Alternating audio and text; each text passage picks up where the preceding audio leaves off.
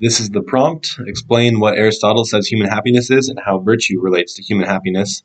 And as we learned from last time, not only are we going to try and figure out what he means, but also why he reaches that conclusion.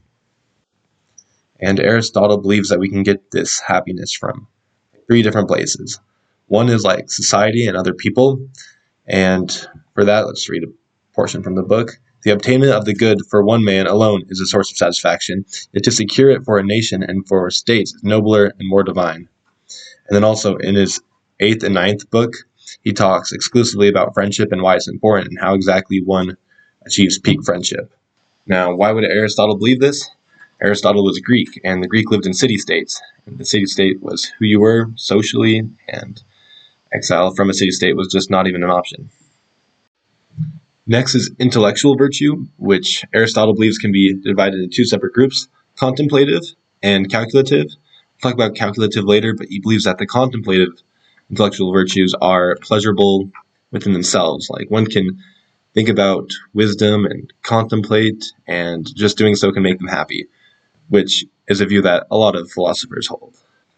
Sadly, just like friendship, Aristotle doesn't talk about contemplative pleasures until later in the book, chapter 10, and so that leaves just moral virtue for us to talk about. And so I made these two responses with ChatGPT, and I made sure that they were talking more about moral virtue instead of the other two, because that is found primarily in books 1 through 7, and it's linked to happiness.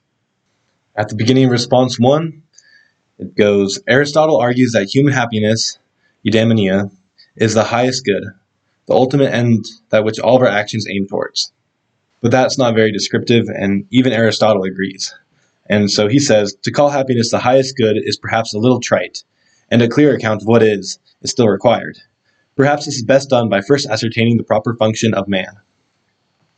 Disappointingly, response 1 does not include the word function at all, but that is actually something that response 2 has a very clear illustration of. Response 2 says, what is the function of a human being? Just as a knife's function is to cut, and a good knife cuts well, Aristotle argues that humans have a function, to live according to reason. Therefore, happiness is found in fulfilling that function excellently, which means living a life of rational activity performed well. So, response 2 is now claiming that this function of humans is rationality, and that is exactly what Aristotle believes, and here is why he believes it. He says, what can this function possibly be? Simply living? He shares that even with plants. But we are now looking for something peculiar to men. Next in line, there is a life of sense of perception. But this too, man has in common with the horse, ox, and every animal. There remains then an active life of the rational element, for the activity, it seems, has the greatest claim to be the function of man. Now, you said to get full credit that we had to not only talk about what the philosophers believe, but also why they believe it, such as Aristotle. And I think his take on this is just a testament of his times. They believe that humans are almost kind of made in God's image or something, or they have some purpose to them that is intertwined with their rationality.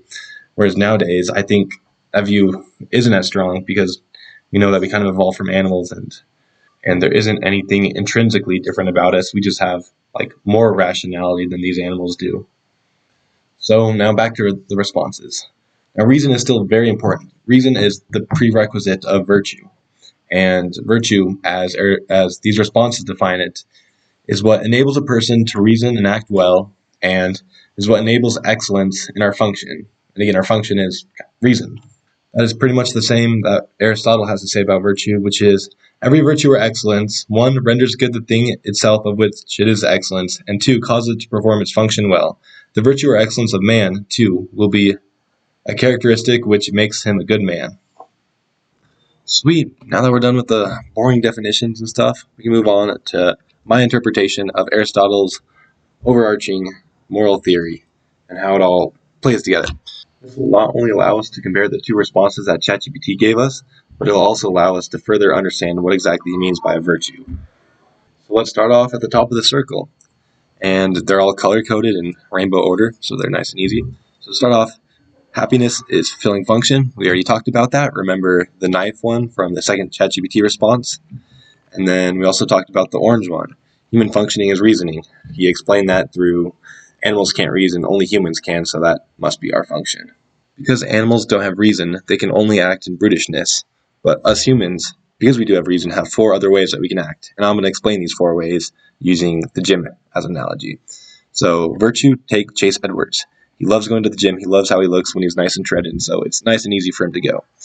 Moral strength is my friend Kevin. He's trying to bulk right now, so he's really dedicated and he keeps going even though it's not always his favorite thing. Moral weakness is maybe me. I know I should be going to the gym more, but I don't, and I get to throw girls instead, so it's okay. And vice is maybe a body positive influencer who says it's okay to disregard one's health. Now, Aristotle would say that as of right now, the average person makes their actions based off of all 4 of these, maybe in 5 of these choices.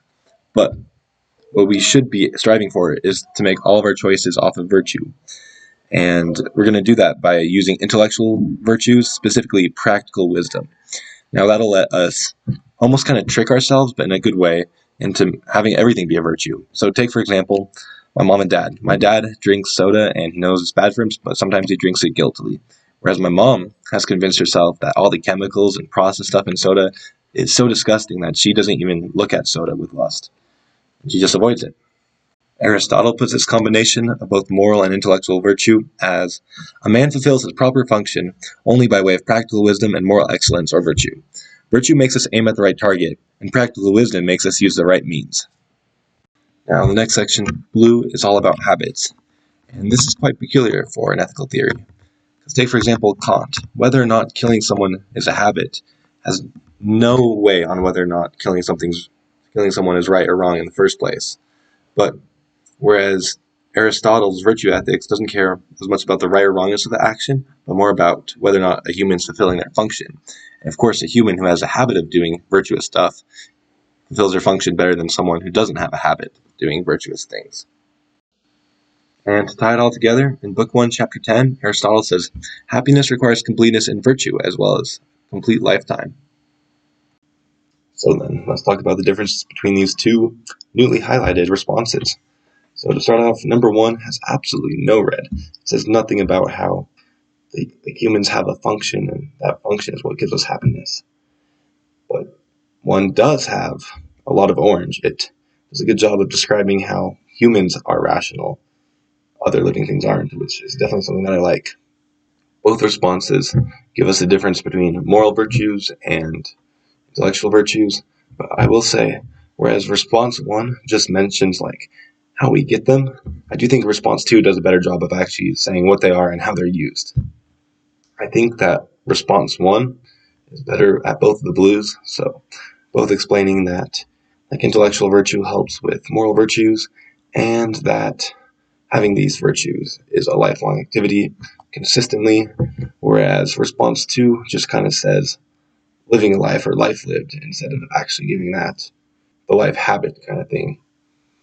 It is worth noting that neither response talks about living within the mean, which is definitely a big thing that Aristotle's known for, but it doesn't seem like it's really topical to this, as virtues lead to happiness, but what exactly those virtues are is very complex depending on what exactly we're talking about, whether it's courage or greediness, and so I don't think it needs to be covered here. That's everything. Hopefully you like my illustrations and all my pretty colors. Have a good one.